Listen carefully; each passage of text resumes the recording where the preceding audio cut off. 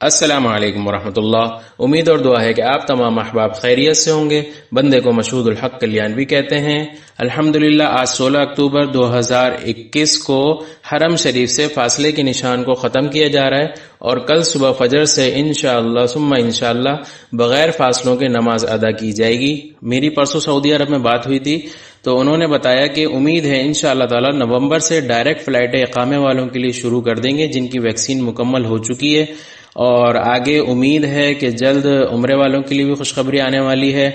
ہم دعا کرتے ہیں اللہ کریم سے، اللہ کریم ہمیں، آپ تمام احباب کو، تمام لوگوں کو حرمین شریفین کی بار بار حاضری عطا فرمائے، وہاں کا جانا پہلے سے زیادہ آسان فرمائے، عمرہ اور حج مقبول اور مبرور نصیب فرمائے، وہاں کا احترام پہلے سے زیادہ کرنے کی توفیق عطا فرمائے، آمین۔ والسلام علیکم ورحمۃ اللہ وبرکاتہ۔